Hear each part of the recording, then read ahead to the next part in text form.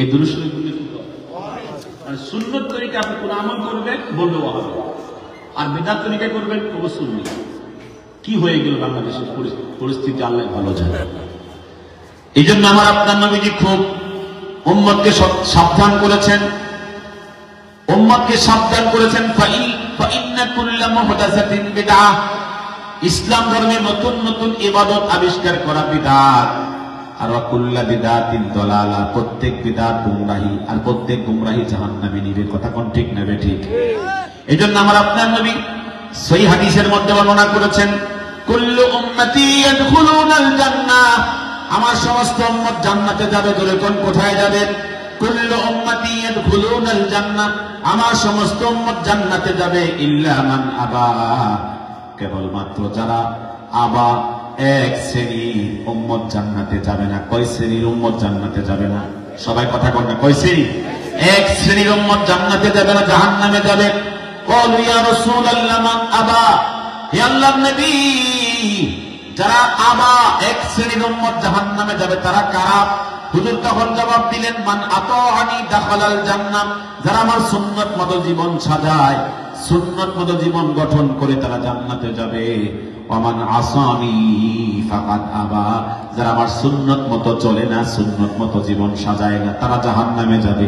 যেমন করে কন্যা নাউজুবিল্লাহ, আরো জোরে কন্যা নাউজুবিল্লাহ। এজন্য আমার আপনার নবীজি বলেছেন মান আহাব্বা সুন্নতি ফাকাদ আহাব্বানি, যারা আমার সুন্নতকে ভালোবাসে তারা আমাকেই ভালোবাসে। ঠিক কিনা বলেন?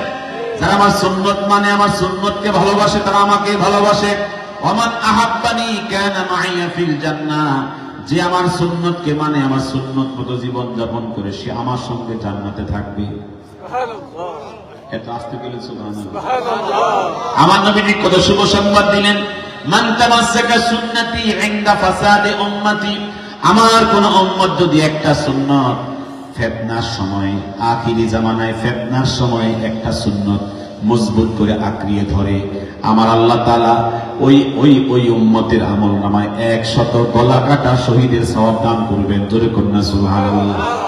কয়টা সুন্নত? মান তামাসসাকা সুন্নতি ইনদা ফাসাদে উম্মতি ফালাহু আজরু মিআতি শাহীদ, যে উম্মত একটা সুন্নতকে মজবুত ভাবে আঁকড়িয়ে ধরবে, আখিরি জামানার ফিতনার সময়ে আল্লাহ তাআলা তার আমলনামায় 100 শহীদের সওয়াব দান করবেন। বলেন না আলহামদুলিল্লাহ।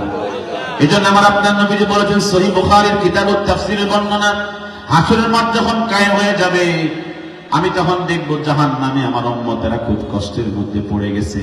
আমি তখন কাঁদবো, সিজদার মধ্যে পড়ে যাব, আল্লাহ পাকের প্রশংসা করব, আর বলবো রব্বি হাবলি উম্মতি, জাহান্নামের উম্মতগুলোকে বের করে আমাকে দিয়ে দাও। জোরে কন্যা সুবহানাল্লাহ, আরো জোরে কন্যা সুবহানাল্লাহ। রব্বি হাবলি উম্মতি, আমার উম্মতগুলো আমাকে দিয়ে দাও। আল্লাহ পাক তখন বলবেন ইয়া রাসূলুল্লাহ ইরফা রাসাকা, আজকে আপনাকে মাকামে মাহমুদ দিলাম। এই হাসরের মাঠে কোনো চেয়ার নাই, শুধু আপনার চেয়ার। কার চেয়ার? আমার নবী। আপনাকে এত সম্মান দিলাম, আপনাকে হাউজে কাউসারের মালিক বানায় দিলাম, লেওয়ায়ে হামদের মালিক বানালাম। আজকে আপনি সিজদার মধ্যে কাঁদতেন, গেল মাথা তোলেন, কুল তুসমা ইশফা তুশাফা সাল তুতা, আপনি যা বলবেন তা শোনা হবে, যা চাইবেন তা দেওয়া হবে। যতজনকে আপনি সুপারিশ করবেন ততজনের সুপারিশ মঞ্জুর হয়ে যাবে। জোরে কন্যা সুবহানাল্লাহ।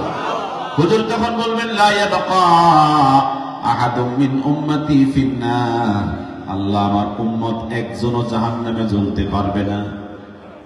কথা বুঝেন না? আমার একজন উম্মত জাহান্নামে জ্বলতে পারবে না। কি দয়া আমার নবীর। জোরে কন্যা সুবহানাল্লাহ।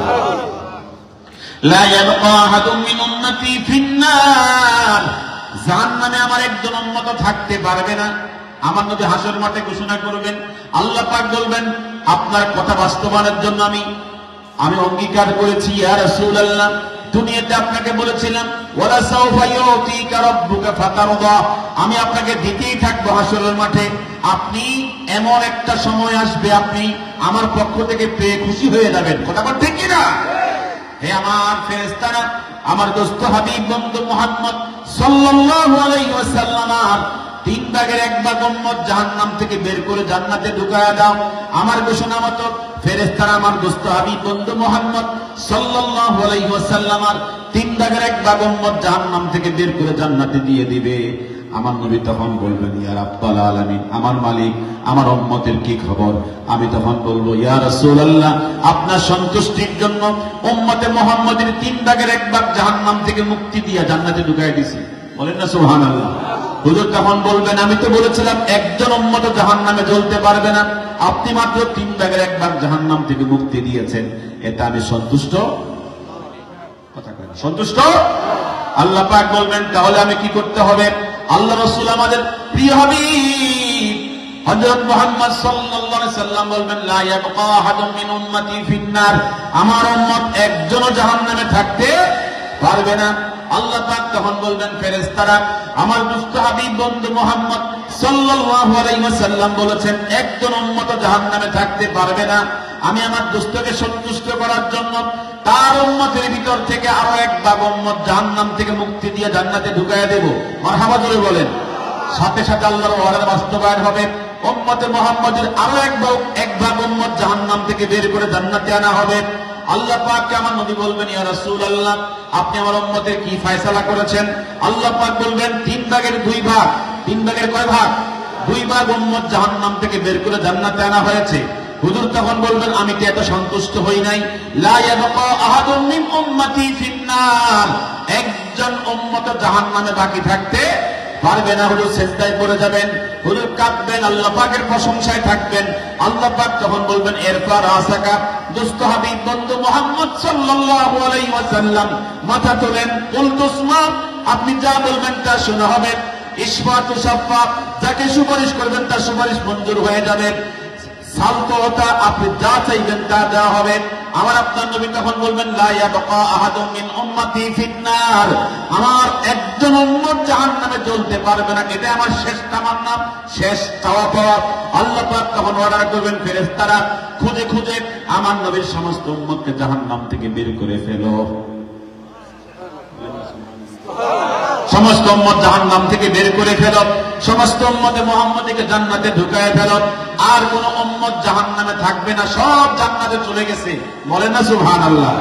আল্লাহ পাক বলবেন, দোস্ত হাবিব, আপনাকে সন্তুষ্ট করার জন্য, ওই যে কোরআনের আয়াতে কারিমার বাস্তবায়নের জন্য, ওয়ালা সাউফা ইউতিকা রাব্বুকা ফাতারদা, আপনাকে হাসরের মাঠে আপনার রব যত দিবেন আপনি এক পর্যায়ে সন্তুষ্ট হয়ে যাবেন। একজন উম্মত জাহান্নামে বাকি রাখিলে সব কোথায়? বলে না কোথায়? সব জান্নাতে চলে গেছে। হুজুর তখন খুশি হবেন, সন্তুষ্ট হবেন। এমন অবস্থায় আমার নবীকে জাহান্নাম থেকে ডাকবে কিছু উম্মত, নকল উম্মত, বিদআতি উম্মত, নামদারি উম্মত, জবান খুলে কন্যা নাউজুবিল্লাহ। ওরা বলবে, ইয়া রাসূলুল্লাহ, আমরা তো আপনার উম্মত, আপনি আমাদেরকে সুপারিশ করেন না কেন? ইশফিলানা, আমাদেরকে সুপারিশ করে জাহান্নাম থেকে মুক্তি দিয়ে দেন। হুজুর তখন মনে একটু দয়ার উদ্রেক হবে। কিসের উদ্রেক হবে? দয়ার উদ্রেক হবে।